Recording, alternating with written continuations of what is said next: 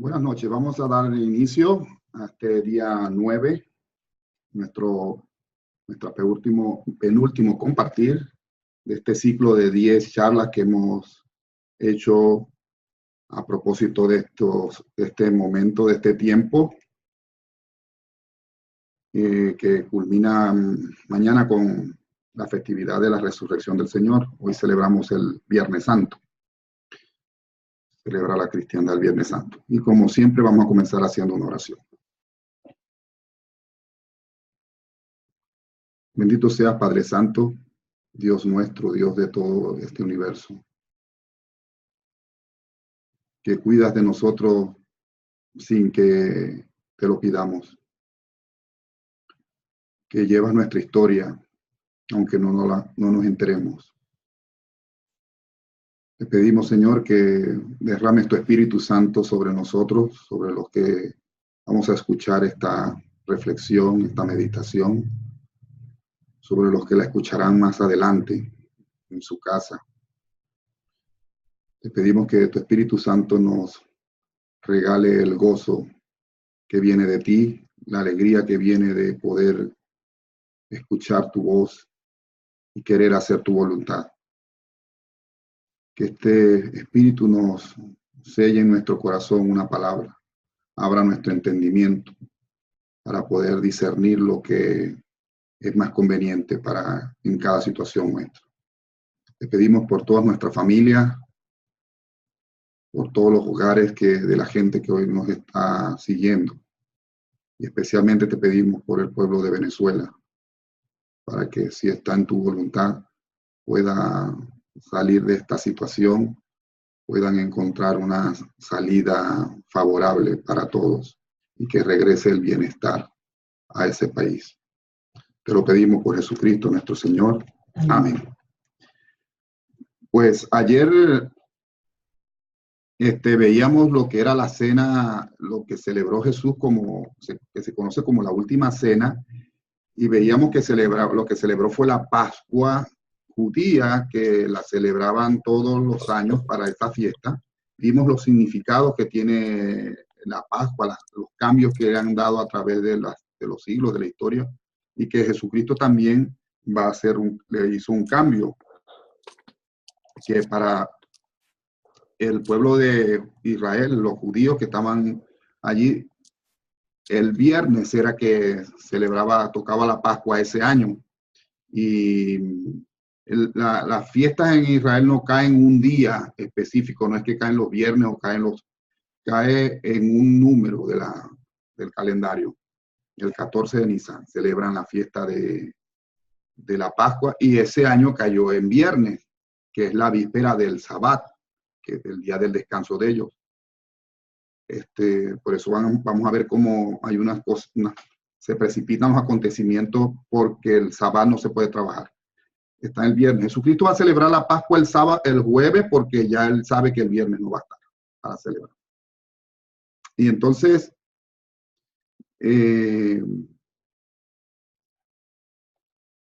inmediatamente que terminan la cena de Pascua, de celebrar la Pascua, ellos se devuelven al campamento que tienen en Getsemaní, que también se conoce como el Huerto de los Olivos. Es una plantación de olivos, donde se cultiva la aceituna. Y entonces salen de la casa de Juan Marcos, que era donde estaban celebrando su última cena, y se van a Getsemaní.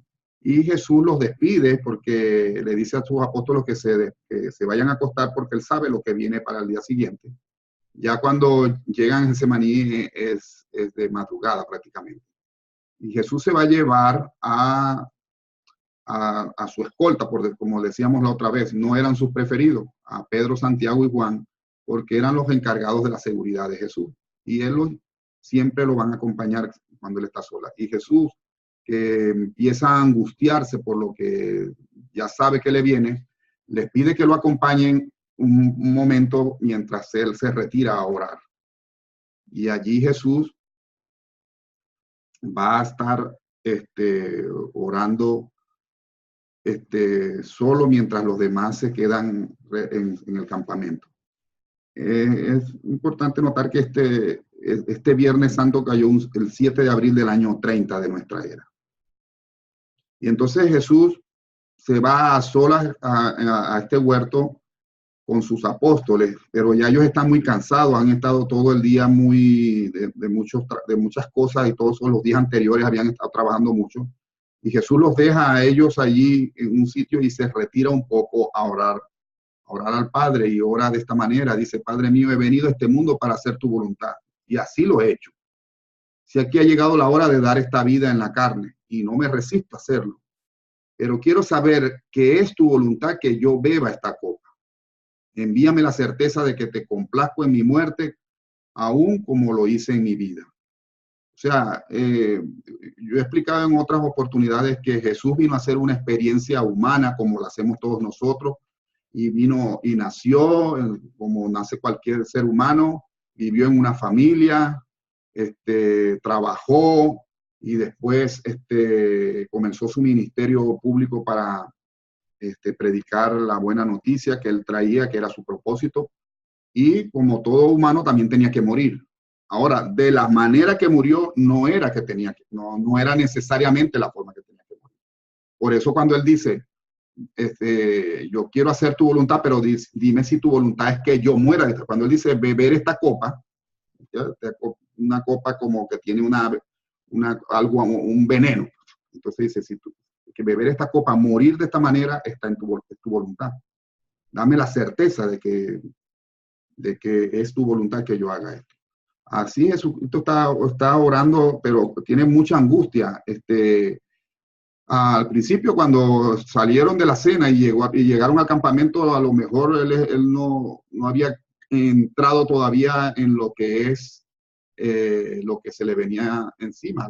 Y entonces, a este momento, cuando él se retira sola, entra en una prueba espantosa, porque como todo humano, era Dios, pero también era humano, era Dios haciendo una experiencia humana, tiene estos altibajos que también los hablábamos en otra reflexión anterior, de lo que emocionalmente cambiamos. Entonces, él tiene la preocupación de qué va a pasar con sus apóstoles, sobre todo porque él sabe que no tanto le preocupa el sufrimiento que él va a tener físicamente, sino el escándalo que eso le va a producir a sus apóstoles, como decir, la vergüenza. Mira cómo terminó tu maestro. Entonces él está preocupado también por la suerte de sus apóstoles. Entonces dice que cuando él está en el huerto tiene tanta angustia que empezó a sudar sangre, y las gotas de sangre le caían por la frente. Ese es un fenómeno ya conocido por la ciencia, pero necesitas tener un nivel de angustia tan grande para que tus vasos capilares de la piel se te rompan y tu sudor se confunda, se llene de sangre también. Entonces Jesús está orando así al Padre. Lo que quiere saber es si esa es la voluntad del Padre. Y cuando se devuelve, los consigue a los tres dormidos. Y Él les dice: ¿por qué no han podido velar conmigo? Ustedes no ven que yo necesito, como ustedes, como todo, aquí Jesucristo está experimentando la debilidad humana que tiene todo ser humano al miedo a lo que se le viene, ¿no? Al dolor, al sufrimiento. Y yo necesito que ustedes oren conmigo, que me acompañen. Uno cuando está pasando por esas situaciones difíciles necesita un amigo, alguien con quien conversar, alguien que te apoye, alguien que te anime. Y entonces los consigue dormidos y los despierta y dice: por favor, acompáñenme, y, o sea, oren conmigo. Entonces se retira nuevamente y sigue y vuelve a rezar al Padre y le dice: yo sé que es posible evitar esta copa. O sea, como les decía, el que hiciera una experiencia de vida y que tenía que nacer y morir, la muerte de la forma que va a morir no era obligada, por decir de alguna manera.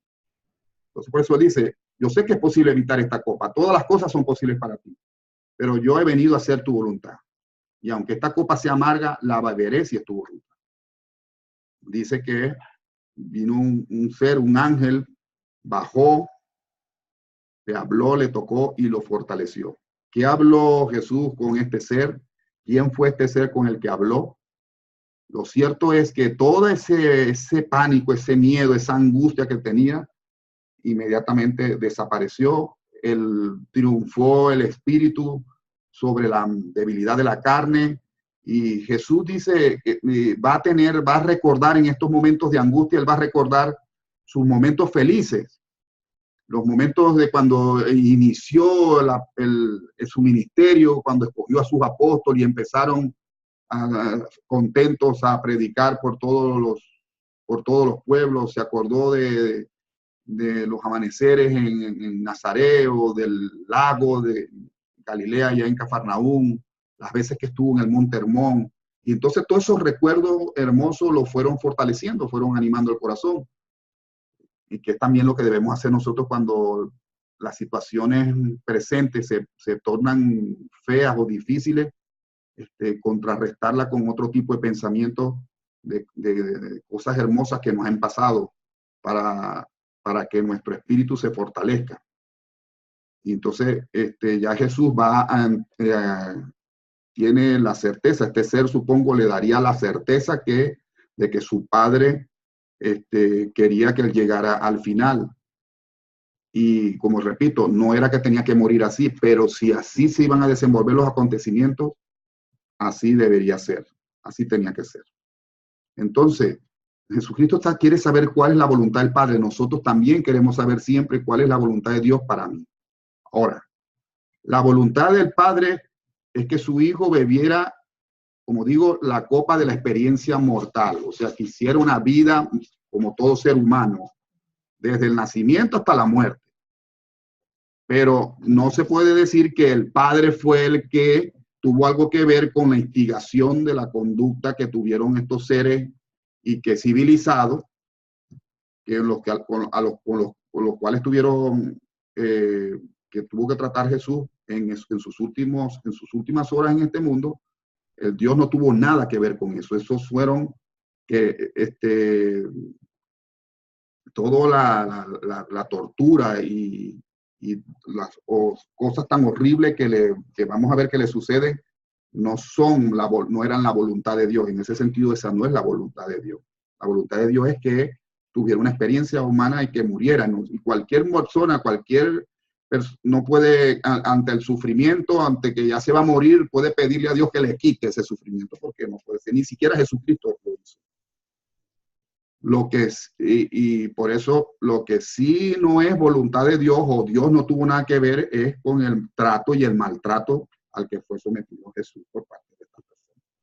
Cada cosa, cada gesto, cada golpe, cada insulto que recibió Jesús, estas manifestaciones de odio y de crueldad sin precedente, fue obra de hombres malvados y malignos. Porque existe gente realmente mala, gente que no tiene a Dios en su corazón. No todo el mundo es de Dios, no todo el mundo sigue la voluntad de Dios en este sentido. Y hay gente realmente agarrada por el mal y son capaces de hacer muchas crueldades. Si nosotros vemos, porque en los evangelios salen muy escueta la situación, hay otras narraciones donde se puede ver mejor lo que realmente sufrió Jesucristo. No creo que haya habido en ninguna época ningún ser humano que haya sido torturado de la manera que fue torturado Jesús. No existe, ni siquiera otras personas que han sido, muchas personas que fueron crucificadas sufrieron de la manera que sufrió Jesús. Pero repito, el Padre no tuvo nada que ver con eso. Entonces, Jesucristo, ya una vez que reza, que se consigue que este ángel lo conforta, ya él se levanta a los apóstoles que se habían vuelto a dormir y se prepara para recibir a Judas, que viene con la guardia a apresarlo. Y interesante, porque Jesús va a hacer el último intento por salvar a Judas de convertirse, de ser un traidor. Judas había dado a los sacerdotes, a Caifás y eso, que fueron los que lo habían sobornado, los que le estaban pagando porque identificara al maestro, que lo identificaría dándole un beso. Entonces Jesús ve que viene Judas trae una guardia de los que trabajaban en el templo, la guardia del templo.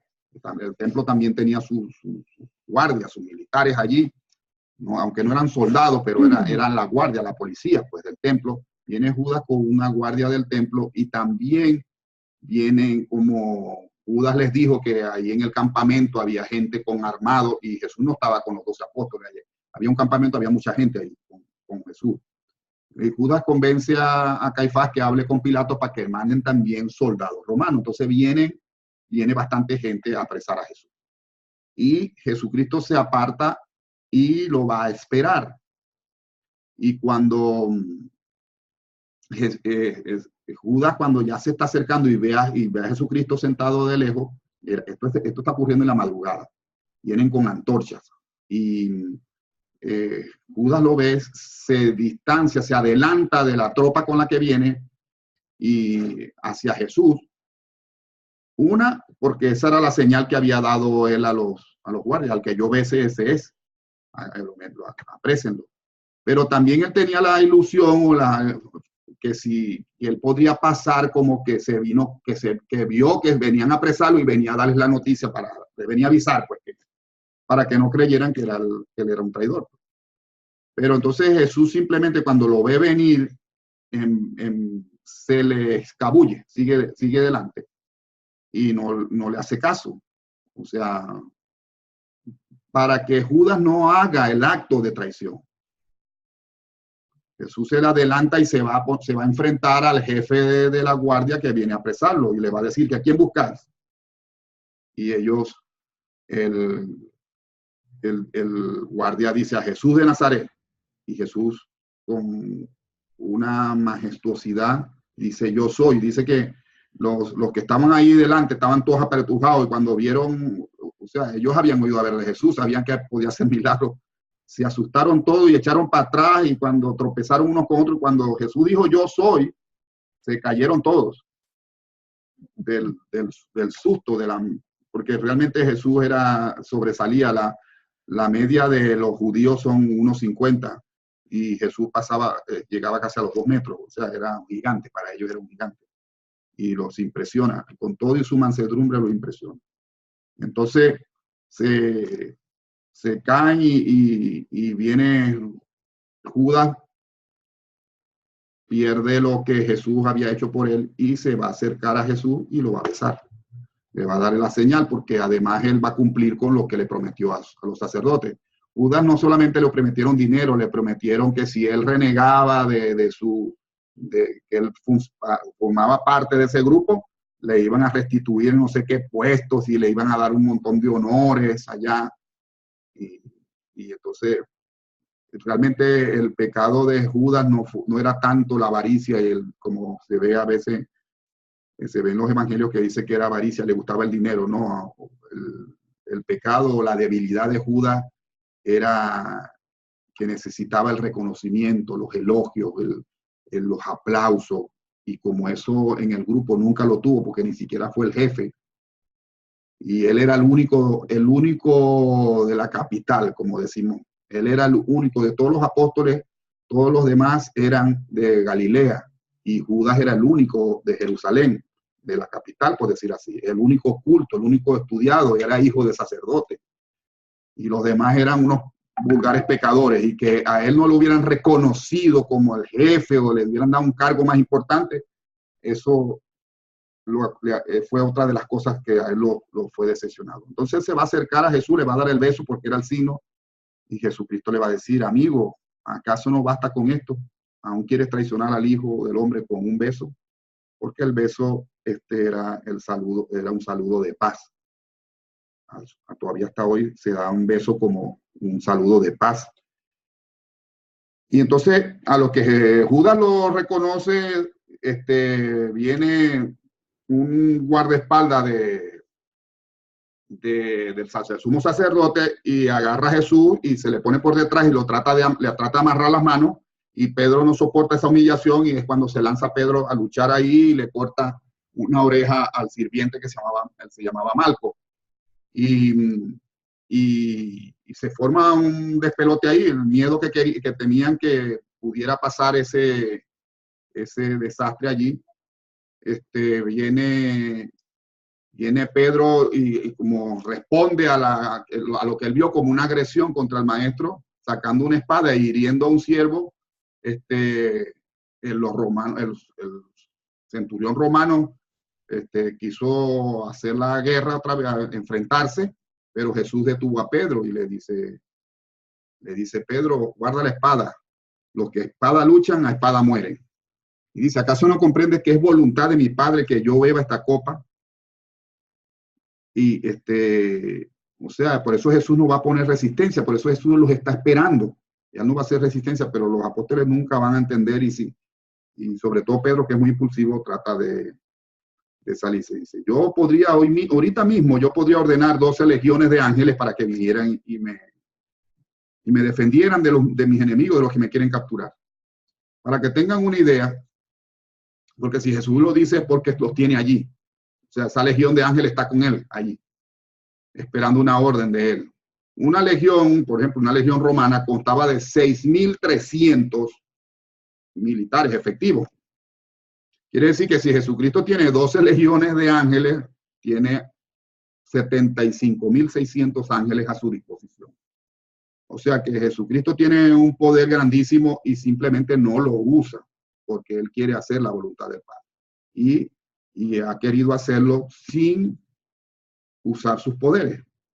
Por supuesto, después de este altercado violento que se armó aquí, el jefe de los soldados romanos no le va a tocar más remedio que amarrar a Jesús, y esa no era la intención, porque la intención era llevarlo pacíficamente. Ahora sí se lo van a llevar amarrado, y Jesucristo le va a decir, ¿por qué me venís a buscar con palos y espadas como si yo fuera un ladrón? Todos los días he predicado ahí en el templo y no han venido a capturarme. ¿Por qué vienen ahora como si yo fuera un ladrón?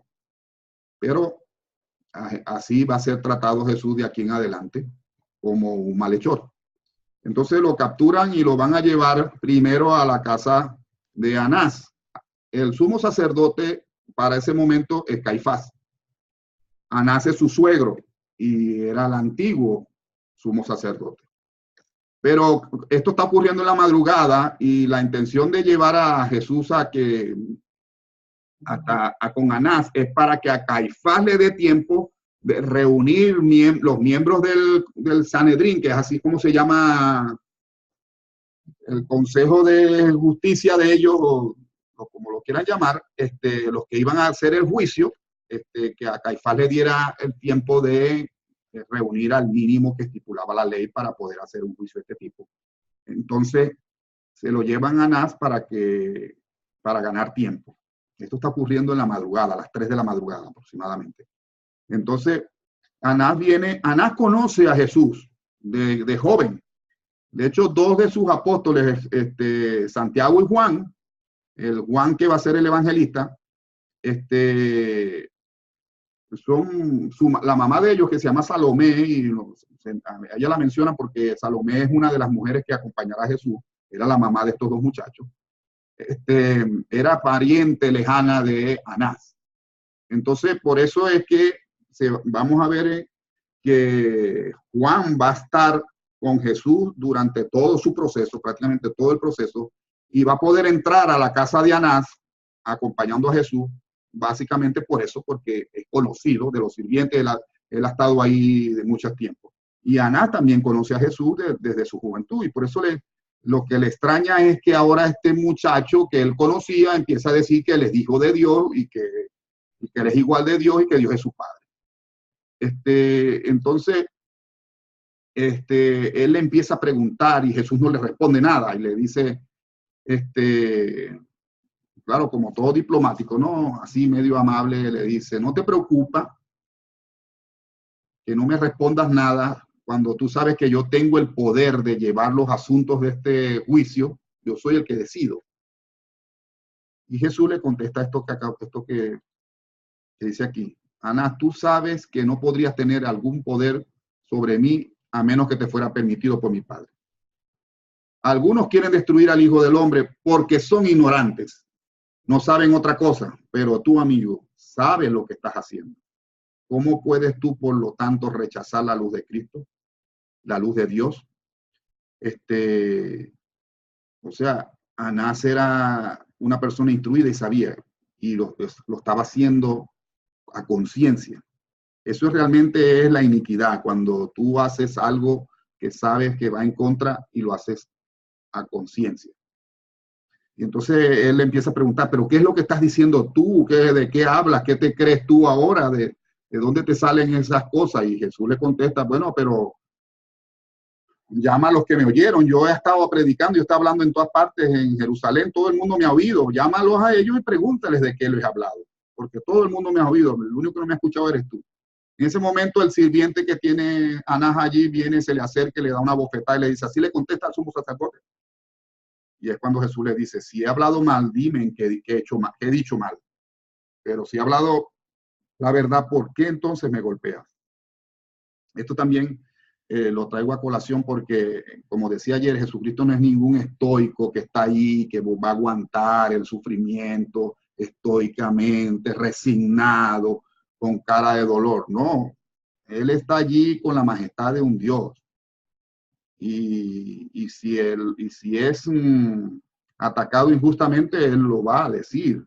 Él se va a defender y lo va a decir, y le va a decir a este siervo que no tiene nada que ver. Mientras tanto afuera, mientras Jesús está dentro en la casa de Anás, en el patio afuera, han encendido todos los que han llegado ahí unas hogueras para calentarse porque estaba un poquito frío el día. Y es cuando se obtienen las famosas negaciones de Pedro. Viene, de hecho, cuando Juan entró con Jesús, Pedro estaba afuera de las rejas de la casa y Juan le va a decir a la sirvienta que deje entrar a Pedro. Y la sirvienta la que le va a abrir. Y esa misma sirvienta después le va a preguntar a Pedro, pero tú no eres uno de sus discípulos. Y Pedro se alarma, ¿no? Él está ahí camuflado, asustado. Y yo te vi contigo el día que en el jardín, cuando lo arrestó, le dice otro. Y a todos les va a decir que no, lo va a negar. Y va a volver otra vez la sirvienta, pero si tú eres amigo del que yo fui el que te abrí la puerta porque tu amigo me dice, y si él es amigo del Nazareno, tú también entonces. Y Pedro, que está tan asustado, va a decir, lo va a negar rotundamente. No soy seguidor de ese hombre, ni siquiera lo conozco. Nunca antes voy a hablar de él. Y fíjense que Pedro negara a Jesús 3 veces es una cosa que está puesta como a propósito, porque en un juicio, para los judíos, si tú ibas a comparecer en un juicio para que tu palabra fuera verdad, tu testimonio fuera verdad, tenías que ratificarlo 3 veces. De tal manera que Pedro aparezca negando a Jesús 3 veces, lo está ratificando como que es verdad.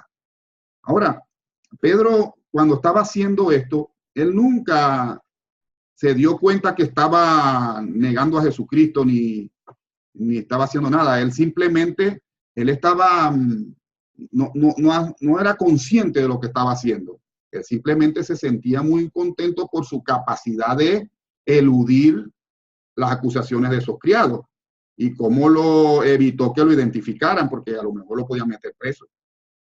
Entonces, Pedro no va a entrar en conciencia de que ha negado a su maestro hasta el momento en que cantó el gallo, porque Jesús se lo había anunciado unos días antes, se lo había anunciado cuando él dijo que él daría su vida yo daré mi vida por ti. Yo le digo, Pedro, antes que cante el gallo hoy, me habrás negado 3 veces.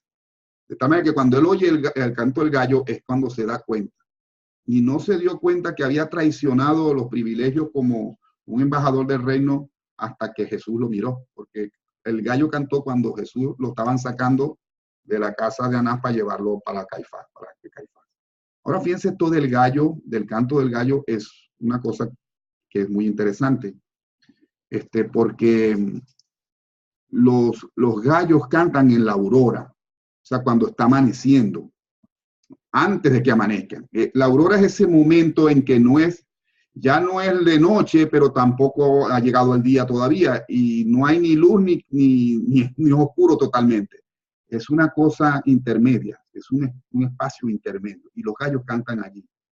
Eso lo que nos quiere decir a nosotros es que hay unos momentos en nuestra vida en que nosotros no somos ni luz ni oscuridad, en que no estamos ni fríos ni calientes, que estamos tibios, que es el momento en que debemos estar vigilantes. Es el momento en cuando debemos preocuparnos de nosotros mismos. Y por eso el canto del gallo siempre nos va a recordar que ese momento en que no hay luz ni en que no estamos no tenemos una fe tan grande, pero tampoco estamos renegando, ese intervalo, ese amanecer, esa aurora, en el momento que canta el gallo, es que debemos estar vigilantes de nosotros mismos, porque no sabemos de lo que somos capaces. Y no estoy hablando de una hora del día en que se ponen las cosas difíciles, como creen a lo mejor las supersticiones. No, es lo que tenemos que vigilar son los momentos en que nuestros estados de ánimo no están cimentados verdaderamente. Entonces, Pedro ya aquí, después que canta el gallo y reconoce que ha traicionado al maestro, ya no lo va a seguir más, porque Pedro vino siguiendo a Jesús desde que lo capturaron, escondido, llegó hasta aquí hasta Anás, pero cuando vio que lo negó y lo negó 3 veces, o sea, lo reafirmó, ¿okay? Ya se desmoralizó tanto que ya no lo siguió más. Aquí, el único de los apóstoles que estuvo con Jesús casi todo el tiempo fue Juan. Prácticamente desde Getsemaní que lo agarraron, el centurión romano permitió, porque según las leyes romanas, todo preso tiene derecho a llevar un amigo, un testigo, un abogado que lo defienda. Entonces, este centurión le dio permiso a Juan que acompañara al preso. Pero Pedro también lo siguió desde lejos, pero ya después de que el gallo cantó, se desmoralizó y se fue. De los demás apóstoles, todos salieron corriendo, como lo había vaticinado Jesucristo. Les dijo antes, cuando heriré al pastor y se dispersarán las ovejas. Y fue lo que pasó. Ninguno dio la cara por su maestro ni nada. Entonces, de que Anás, Caifás manda unos emisarios para decirle a Anás que ya está todo el Sanedrín convocado, y llegan allí y traen a Jesús, que es donde van a hacer realmente el juicio. El Sanedrín es el consejo jurídico formado por sacerdotes y por fariseos. Lo que pasa es que casi todos los del Sanedrín que se habían adherido a las enseñanzas de Jesús, o sea, habían simpatizado con Jesús, casi todos eran fariseos. Anás y Caifás son saduceos, o sea, que es la casta de donde salen los sacerdotes. Y otra de las cosas que quería Anás es que Caifás pudiera conseguir la mayor cantidad de saduceos y no de fariseos. De tal manera que cuando fueran a votar, las votaciones pues fueran por una sola solución. Son las 3:30 de la mañana más o menos cuando llega Jesús al tribunal donde va a ser juzgado, y más que juzgado, lo que va a ser es condenado. Ahí él no va a tener ningún juicio ni va a tener nada. Todo es una pantomima ahí que parezca, pero que ya le estaba condenado desde antes.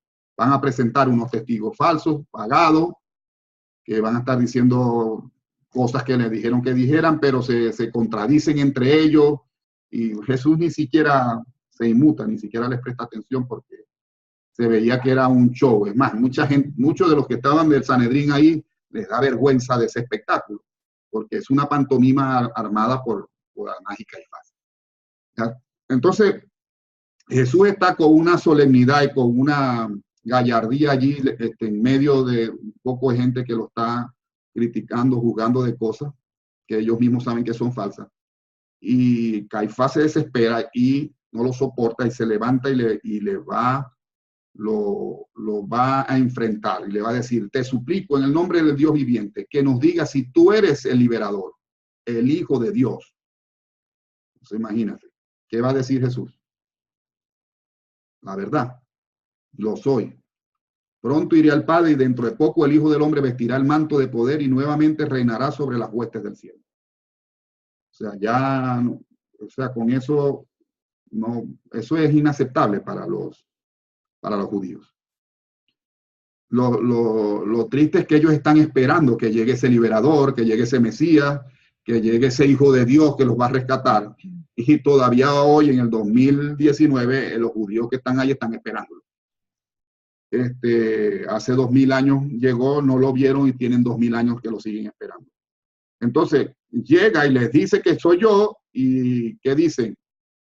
Y todos respondieron al unísono: es reo de muerte, porque ha blasfemado. Dice que es Dios, que sea crucificado. Ahora, según las leyes de ellos, legales, para un juicio, cuando el juicio parece que va a caer la pena de muerte sobre al que están juzgando, dice que tú no puedes juzgar, o sea, declarar la pena de muerte el mismo día. Tienes que hacerlo en 2 sesiones del tribunal. O sea, tienen que hacerlo al día siguiente. Entonces, lo que debían haber hecho es, si ya ellos habían decretado la pena de muerte para Jesús, no podían matarlo ese mismo día. Tenían que irse un día donde iban a estar todos los miembros ayunando, orando, porque están decidiendo sobre la vida de una persona. Y al otro día, al día siguiente, era que iban a decretar la pena de muerte. O sea, que tenía que verse. Ese otro día duró 1 hora. O sea, ellos simplemente se retiraron 1 hora y volvieron para hacer el segundo juicio. ¿Okay? Con lo cual todo estaba mal hecho desde un principio. Ahora, en esa hora, que se retiró los miembros del Sanedrín, se quedó Jesús allí parado en el medio y con los guardias de los sacerdotes, y fue cuando empezó a sufrir toda una serie empezó ya a sufrir las injurias de la gente, las burlas, empezaron a golpearlo, a arrancarle, a tirarle de la barba, a darle palazos, a bofetearlo, a insultarlo. Gente sirvientes, pues, gente sin ninguna autoridad ni nada. Empezaron a hacer una brutalidad contra una persona que no se defendía ni que le estaba haciendo nada, ni siquiera contestaba. Y entonces le tapaban el rostro y le daban palazo y decían: tú no eres adivino, pues adivina quién te golpeó. Y le van a empezar a dar golpes y a escupirle en la cara. Total que al final terminan de hacer el juicio y se lo llegan ya casi a las 6 de la mañana cuando hacen el segundo juicio, y lo van a llevar a que Pilatos. Será la siguiente, porque ya ellos necesitan, los judíos no tenían, o sea, el Sanedrín no tenía autoridad de matar a alguien. Ellos podían condenarlo, pero el que decidía quién lo mataba eran los romanos, que eran los que gobernaban, pues, el poder político de allí. Entonces van a ir a que Pilatos para que Pilatos corrobore su decisión y lo condene a muerte. Pilato, cuando llegan a Pilato, Aná y Caifás van a cambiar las acusaciones, porque las acusaciones eran meramente religiosas. O sea, y Pilato no le interesa eso, porque Pilato no se mete en las cuestiones de la religión. Entonces, Aná y Caifás van a cambiar las mismas acusaciones que hicieron, a las que llegaron en el juicio. Ellos las van a cambiar por algo más político, que más de orden político que le interese a Pilato. Entonces, estas son las 3 cosas por las que están condenando a Jesús.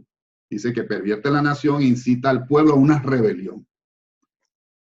Por supuesto, si hay una rebelión, los soldados tienen que intervenir. Prohíbe pagar los impuestos, el tributo al César, no paga los impuestos. En aquella época y ahorita y toda la época, si tú no pagas impuestos, vas preso. Y se hace llamar rey de los judíos y enseña la fundación de un nuevo reino. O sea, si es rey, se va a enfrentar a Roma, porque él va a crear un nuevo reino. O sea, tergiversan todas las enseñanzas de Jesús, y Pilato, que no le tiene ninguna simpatía a los judíos, va a tratar de librarse de ellos y no porque conozca a Jesús o le caiga simpático, simplemente por llevarle la contra a los sacerdotes. Y le va a tratar de salvar a Jesús indirectamente, ¿no? Y había una forma que se le ocurrió fue que había una costumbre para la Pascua de que se soltaba un preso. De hecho, todo ese gentío que va a llegar para el juicio de Jesús y que va a gritar, crucifícalo, no era gente que iba a ver el juicio de Jesús. Iban porque sabían que ese día el procurador, que en este caso era Pilato, iba a dar un indulto y ellos iban a pedir que le soltara un preso, porque era una tradición para esta época.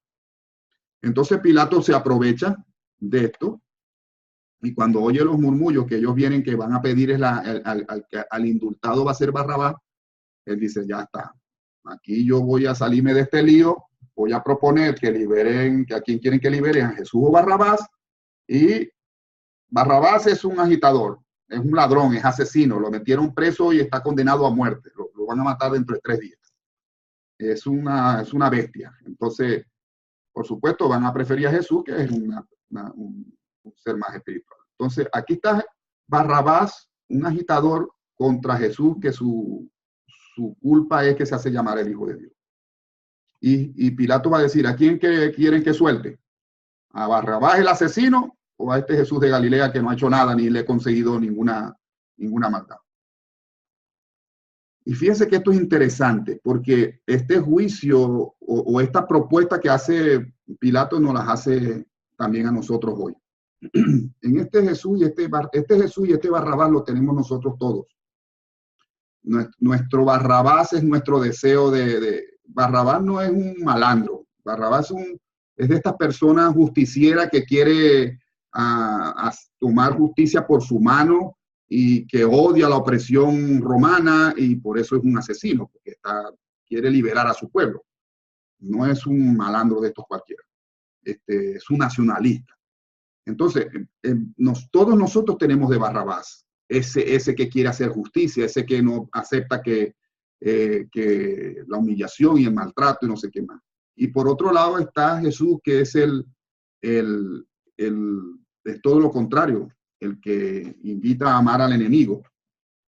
Cuando a nosotros se nos presenta una situación difícil de tomar, siempre vamos a oír a Pilato que nos va a decir, ¿a quién quieres que suelte? ¿A Jesús o Barrabás?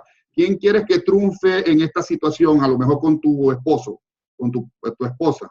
Este problema que estás litigando con tu hermano, con tu suegra, con tu cuñado. ¿A quién soltamos? ¿Al justiciero o al amor? Siempre, este episodio yo siempre lo he visto como una parábola en ese sentido. Siempre nosotros nos vamos a enfrentar a ¿quién quieres que suelte? Por supuesto, normalmente nosotros decimos, no, aquí el que se vuelve, en mi país dicen, el que se vuelve miel se lo chupa. Entonces mejor, suéltame a Barrabás, que ese da la cara por todos nosotros. Además la gente hay que enseñarle que a mí se me respeta. O sea que este Jesús que ama, ese amor, así como preguntaba Eva ayer, ¿cómo se puede uno amar y cumplir esto cuando hay gente tan mala? Allí es que te quiero ver, ¿no? Allí es donde nos queremos ver todos o no nos queremos ver en ese dilema, ¿verdad? Entonces, Pilato se sorprende porque eligen a Barrabás, es lógico, ellos no conocen a Jesús. Y como los sacerdotes, cuando él pregunta esto, se ponen a gritar Barrabás, ellos se ponen de parte de los sacerdotes. Entonces, Pilato va a hacer una arbitrariedad y va a mandar a flagelar a Jesús, cosa que no se podía hacer porque solamente se flagelaba a alguien después que ya estaba condenado a muerte, que lo iban a matar, era que se flagelaba. A Jesús lo van a flagelar y va a ser 40 latigazos, era lo que se podía flagelar. A Jesús le van a dar 80. Y es inhumano la forma de flagelar de los romanos. O sea, te podías morir, nada más en la pura flagelación te podías morir. Repito, Jesús era un hombre muy corpulento, muy fuerte, muy sano, y aguantó eso, pero eran 2 personas dando latigazos con 2 tipos de látigo, Uno tenía al final unas bolitas como de plomo que hacía que te rompieras por dentro, pero no te rompías por fuera. Te estaba rompiendo por dentro. Y los otros que tenían huesos, esos sí te rajaban la piel, te sacaban a fleco. Pues a Jesús le dieron 40 latigazos por la espalda y después lo voltearon y se los dieron por delante. Por eso Jesús no va a tener prácticamente ninguna parte de su cuerpo sano. Y después ya Pilato presenció la flagelación. Pilato lo que quería era que cuando vieran a Jesús así todo lleno de sangre, los otros se compadecieran y cambiaran la decisión de que lo mataran. Entonces, cuando le dice a los soldados que ya basta, que lo vistan para volver al juicio, allá los están esperando los Caifás y su gente. Los soldados, ya Jesucristo había recibido un maltrato y una burla de los siervos, de los sacerdotes. Ahora aquí recibe el mismo maltrato, pero ahora de los romanos. Allá de los judíos, de sus compatriotas, aquí de los romanos. Y van a trenzar una corona de espinas, se la van a meter. No es una corona como se ve en las pinturas, es un casco, es un yelmo completo así de púas que le llegaba hasta los ojos. Prácticamente Jesús ya de ahí para adelante no va a poder casi abrir los ojos, ni va a poder levantar la cabeza porque las púas le van a apoyar la espalda y la nuca.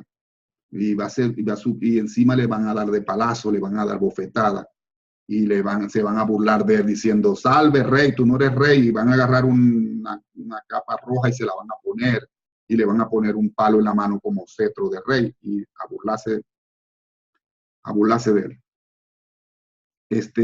Y viene Pilato y se los va a enseñar a los sacerdotes y en vez de compadecerse de ver a Jesús totalmente desfigurado, porque el maltrato había sido enorme, ellos no van a desistir, ellos no quieren a Jesús flagelado, lo quieren muerto. Entonces, y cuando Pilato lo presenta así todo ensangrentado y dice, aquí el hombre, ellos van a decir, crucifica, lo que queremos es que lo crucifique. Entonces a Pilato ya no le va a quedar más remedio que hacer el gesto de lavarse las manos, como decir, yo no tengo que ver nada con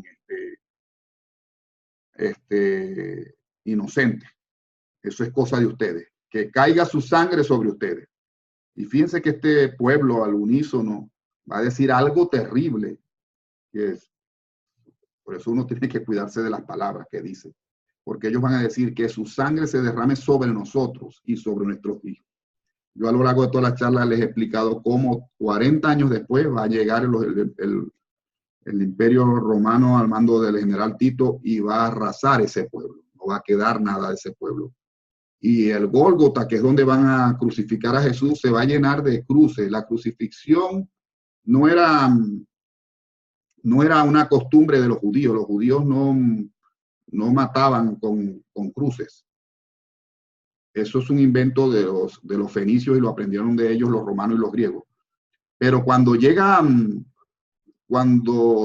Tito llega y arrasa con Jerusalén y quema todo, va a agarrar lo mejor de Jerusalén y del pueblo de Jerusalén y los va a crucificar. Miles y miles de personas van a morir crucificados 40 años más adelante. Ahora, una acotación aquí, ¿qué tiene que ver la muerte de Jesús en relación con la Pascua? Porque ayer hablaba un poquito de eso y decía cómo precisamente como la muerte de Jesús sucedió durante la Pascua, sus seguidores, sus sucesores van a relacionar a Jesús con la Pascua de ellos. A la hora que muere Jesús es la hora en que se están sacrificando los corderos que se van a comer en la cena pascual. Y entonces los seguidores de Jesús van a ver a Jesús, el que se sacrifica, el cordero que se sacrifica, que muere por todo. Entonces, realmente Jesús no tiene que ver con la Pascua, él no estaba sustituyendo nada. Porque no fue Dios el que planeó ese tipo de muerte, fueron los hombres los que hicieron. Jesús pudo haber muerto de muchísimas formas, no tenía que haber muerto en la cruz y menos haber sufrido esa humillación.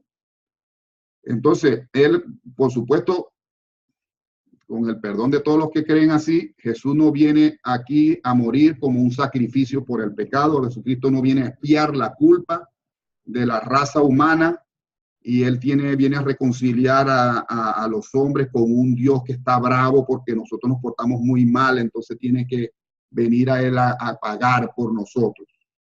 Ese sentido de culpa no tiene nada que ver con la obra que vino a hacer Jesús. Porque la humanidad no tiene ninguna culpa delante de Dios, que la tengamos que pagar lo que llamamos el pecado original, que lo arrastramos todos desde que nacemos. No existe, eso no existe. La culpa es algo, o sea, la culpa mía no es por lo que hicieron mis padres, la culpa mía es personal. Y es una decisión mía básicamente de ir en contra de la voluntad de Dios. Esa es la culpa que hay y la tiene cada quien. Ahora, la buena nueva que trajo Jesús, que es que una persona por su fe, creyendo, puede espiritualmente convertirse en hijo de Dios. Eso fue lo que vino a hacer, lo que vino a enseñar Jesús. No dependía de su muerte. O sea, Jesús pudo haber muerto de muerte natural y su obra, su vida, su mensaje hubiera sido igualmente salvadora, redentora, válida para todos los seres humanos, porque lo que importaba era el mensaje que traía, la buena nueva que traía. Lo que pasó fue que sus sucesores vieron en esa muerte tan espantosa, vieron el sentido de sacrificio, de expiación y todo eso, y le dieron mucho énfasis, le dieron más énfasis a la muerte de Jesús, que fue un día, a todo lo que fue su vida, toda la obra que hizo en su vida, le dieron más peso a un solo día. Y por eso nosotros tenemos todas esas ideas de que Jesucristo nos salva con su sangre y todo eso. Entonces, como les decía, la crucifixión no era parte de los judíos, eso era algo de los romanos y se reservaba para malhechores, para personas muy, muy malas. Y cuando Jesús sabe que él tiene que afrontar este tipo de muerte, él lo vaticina y se lo va a decir a sus apóstoles antes. Dice, mi Padre me ama y me sostiene porque estoy dispuesto a ofrendar mi vida, pero la tomaré de nuevo. Nadie me quita la vida, por mí mismo la ofrendo. Tengo poder para ofrendarla y tengo poder para tomar posesión de ella nuevamente. Esto es lo que yo recibí de mi Padre. O sea, Jesús va a entrar a este sufrimiento, como decía, no para pagar ninguna deuda ni para aplacar, mucho menos a un padre. Ese no es el padre del que los habló. No, que mi papá está bravo y hay que aplacarlo. Eso es no haber conocido nunca el mensaje de Jesús. Esa sí era la mentalidad judía, pero no era la mentalidad de Jesús. Entonces, esta certeza que tenía él de que su padre lo amaba y que todo, como decía ayer, todo está bajo control, todo está bien, era lo que le permitió a él entrar en esta pasión. Por eso él dice, nadie me quita la vida y y yo mismo la ofrendo. Esto es muy importante porque ahora cuando les diga las reflexiones que tienen que ver con lo que hizo Jesús, la única manera que tú tienes para entrar a tu muerte, y no hablo de la muerte física, a la muerte que te produce normalmente los seres queridos, el mal genio de tu esposo, la mala educación de tus hijos, o sea, que lo malcriado, etcétera. La forma de ser de la gente es lo que nos mata a nosotros y lo que nos pone mal cada día. Que tú puedas entrar diciendo, tú no me quitas la vida, tú no me quitas la paz, no me quitas, yo te la ofrezco, yo te la doy, porque tú lo necesitas. Entonces, Jesús cuando estuvo va a ser llevado a la cruz, lo van a llevar con 2 ladrones, va a caminar hacia el Gólgota, una lomita que quedaba fuera de Jerusalén, que se llamaba Gólgota, quiere decir cabeza de cráneo o calvario, porque tenía esa forma. Y ahí lo van a crucificar con otros 2 malhechores, 2 bandidos, que lo ponen uno al lado del otro. Entonces, cuando Jesús ya está aquí en su momento de agonía, ya sufrió mucho, tiene muchísimas horas llevando los golpes, las humillaciones, la flagelación, ha perdido mucha sangre, no ha bebido nada de agua. Lo que soportó es realmente inhumano. No se entiende cómo lo pudo haber hecho, haber llegado hasta el final. O sea, se bebió la copa, como dijo, la copa se la bebió hasta el último sorbo. Entonces él allí empieza a recitar los salmos. La muerte de cruz es muy horrorosa, es muy dolorosa porque tú no puedes respirar. está clavado en sus muñecas y la única manera de tomar un respiro es levantar. Para poder respirar tenía que levantar su cuerpo haciendo fuerza en los clavos que lo tienen en las muñecas. Y pues, se puede imaginar el dolor que le costaba solamente tomar una bocanada de aire. Y Jesús va a venir y se va a poner a recitar muchos salmos, entre ellos un salmo que está que sale en los evangelios, que él dice, pero nada más se conoce lo primero que él dijo: Elí, Elí, lama sabactani, Dios mío, ¿por qué me has abandonado? Entonces, como en los evangelios sale nada más ese pedacito, se cree que Jesucristo está ya renegando de su suerte y llorando porque Dios lo abandonó. Realmente Jesús está cantando el Salmo 22. Está cantando muchos salmos que se los sabía de memoria, pero está cantando en particular, que es el Salmo 22. Y yo los invito a que lo busquen y lo lean, porque este salmo, que se escribió muchísimos años antes de Jesús, 1000 años antes de que apareciera Jesús, aproximadamente, narra el sufrimiento de la cruz de una forma espectacular, asombrosa. Cómo todo lo miran, cómo se burlan, cómo le dicen como le dirán: si tú eres hijo de Dios, pues que te salve Él, que te libre. Y si cuando Él te libre, cuando te vas de la cruz, nosotros vamos a creer en ti. O sea, es un milagro para que te creamos. Pero el Salmo empieza hablando así, como que Dios me abandona, con que Dios me deja. Pero si nos vemos hasta el final del Salmo, él dice que Dios es el único que no ha tenido asco de Él, que no se ha avergonzado de Él, ni ha desdeñado la miseria de su vida. Y por eso Él sabe que gracias a que Él tiene la certeza ahora que todos, el que invoque a Dios, se salvará. Pues ya está ahí, hacía unos pocos antes de esto, llegó su madre. María no va a estar como se ve en las películas, que ella está en todo el proceso, ella no había llegado. Juan la va a buscar y la va a traer hasta cuando él está en la cruz. Y cuando está en la cruz es cuando Jesús le dice a su madre, le dice: madre, aquí está tu hijo. Y a Juan le dice: hijo, ahí está tu madre. Porque Juan se va a encargar de María el resto de lo que le queda de vida a María, que va a ser 1 año nada más. Y les dice que se vayan. Al poco, ya cuando van a ser más o menos las 3 de la tarde, Jesús, muerto de sed, totalmente desangrado, totalmente agotado, va a decir: consumado es. Padre, en tus manos encomiendo mi espíritu. Y entregó su obra terminada. Entonces, para reflexionar en este maravilloso día, que trae una enseñanza muy grande, porque es de las cosas con las cuales más nos revelamos. Esta es la tarea que vamos a tener o las preguntas con las cuales vamos a reflexionar. Y ojalá vamos a tener un tiempo que nos las puedan compartir, que dice: ¿qué sentido tiene el sufrimiento en el mundo? ¿Por qué existe el sufrimiento?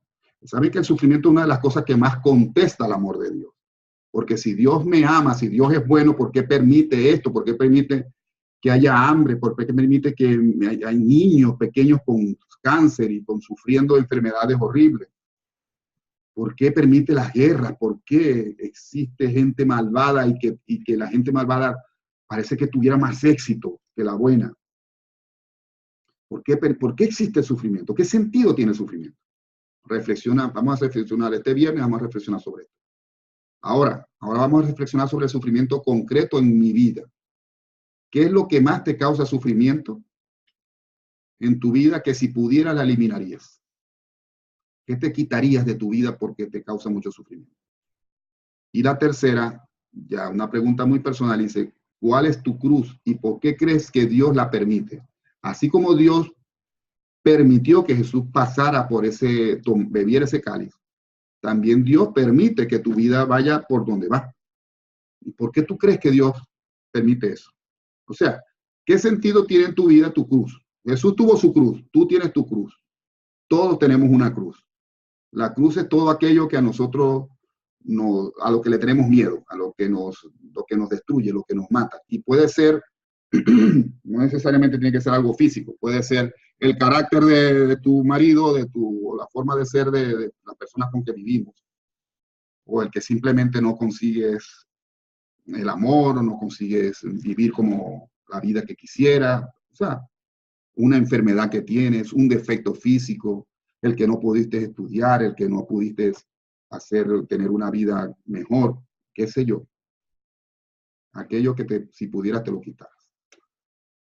Pues hasta aquí nuestro compartir de hoy, Viernes Santo, y gracias a los que se conectaron, doy un minuto a los, si quiere alguno hacer un comentario.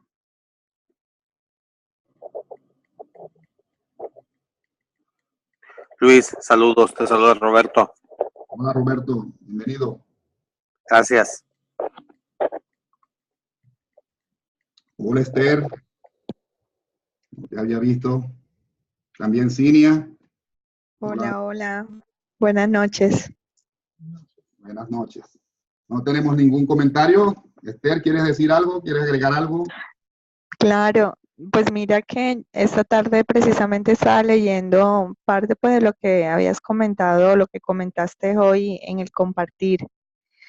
Y precisamente me estaba preguntando por qué era, por qué fue la voluntad de Dios, o sea, del Padre, de que Jesús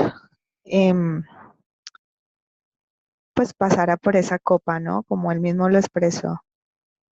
Y la verdad, ese siempre ha sido para mí uno de los interrogantes más, yo creo que difíciles y que me quedo sin respuesta. Yo digo, bueno, la voluntad de Dios es perfecta. De hecho, hoy en día, si uno revisa, que en parte pues también leía también en parte del documento, decía que Jesús sintió la soledad humana en ese momento. Entonces, bueno, yo creo que parte de esa voluntad era que él tenía que vivir o experimentar tanta atrocidad que hay en este planeta en estos momentos. O sea, tal vez él fue molido, fue atropellado, o sea, fue desastrosa la muerte de él, pero de pronto yo pienso que él tenía que comprender también el sufrimiento de muchas personas que personalmente lo digo, por ejemplo, en mi país, que se han cometido tantos actos violentos, hay personas que han sido mutiladas, o sea, que han pasado por tantos momentos, o sea, han tenido una muerte tan trágica, de pronto un poco más trágica de lo que pudo haber sido una muerte en una cruz. Entonces yo creo que él tenía que hacerlo para entender a esas personas que de una u otra manera van a pasar por una situación de esas, ¿no? De todas maneras, no deja de ser difícil, Luis. O sea, uno saber una persona que uno ama, porque yo creo que las personas que estamos aquí, que conocemos a Cristo, que lo hemos conocido de una u otra forma y digamos que los documentos del libro de Urantia que nos han ampliado un poco más ese conocimiento de él. Y yo me atrevería a decir que para mí es una persona tan familiar que lo amo como si fuera parte de mi familia. De hecho lo es, ¿no? Y mirar cómo de pronto, o sea, o sea, saber de la forma como fue asesinado, digámoslo así, es difícil, es muy difícil, es doloroso, muy doloroso. Entonces, pues nada, era la reflexión que hacía esta tarde y bueno, yo de todas maneras decido confiar en el Padre y saber que su voluntad es perfecta y que su muerte de esa manera tuvo un propósito. Así es. Muchas gracias, Esther, por tu comentario. Muchas gracias. ¿Alguno más? ¿Nadie más quiere hacer un comentario? Ojalá que puedan contestar las preguntas de reflexión del día de hoy. Yo las pongo siempre en el chat para que puedan trabajarlas, porque ciertamente es una de las cosas que más nos cuesta, como decía Esther, nos cuesta entender. No solamente el sufrimiento de Cristo hoy es el sufrimiento de muchísima gente a lo largo de la historia y de hoy día, que está sufriendo cosas horribles a manos de otras personas.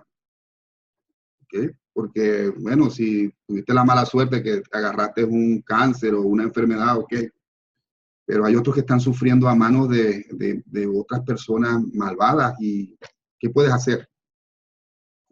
¿Qué sentido tiene el sufrimiento? O en los hogares, que hay a veces tanta violencia en los hogares y maltrato doméstico, no solamente ante las mujeres, a veces las mujeres maltratan a los hombres también y maltratan a los hijos. O sea, ciertamente Jesús, como dije, no tenía que morir a juro así para traernos el mensaje.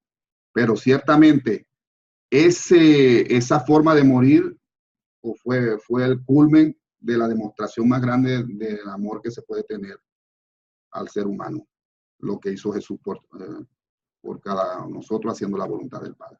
Quizás por eso fue que el Padre le permitió llegar hasta allí, para que pudiéramos ver qué amor tan grande nos tiene Dios.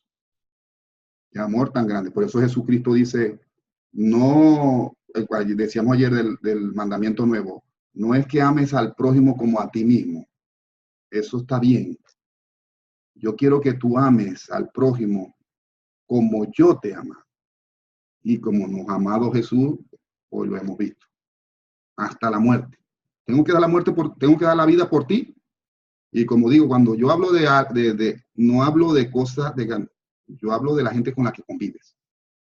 Con la gente que convives tenemos muchas veces que morir para poder llevar las cosas a otro nivel. Bueno, hoy nos pasamos unos minuticos. Mañana vamos a tener la última charla, pero ya les anticipo que el próximo jueves voy a hacer una charla para explicar la siguiente fase que quiero llevar este proyecto. Y quiero saber quiénes nos quieren acompañar, ¿okay? Porque esto no termina aquí. Ahora, no se pierdan mañana porque hoy, gracias Esther, hoy es solo la primera parte. Hoy es la noche, pero después de la noche viene el día. Después de la tormenta viene la calma. Era necesario esto para que podamos valorar lo que va a pasar mañana sábado. Lo vamos a celebrar mañana sábado, pero realmente ocurre el domingo. ¿Okay? Entonces, los espero mañana a las 7 de la noche, mañana sábado, por aquí mismo. Muy bien, que tengan buenas noches, descansen. Buenas noches, bendiciones. Bendiciones, muchas gracias. Que descansen. Gracias. Bye, Marta, bye, Esther, Robert, Cinia, todos. Gracias.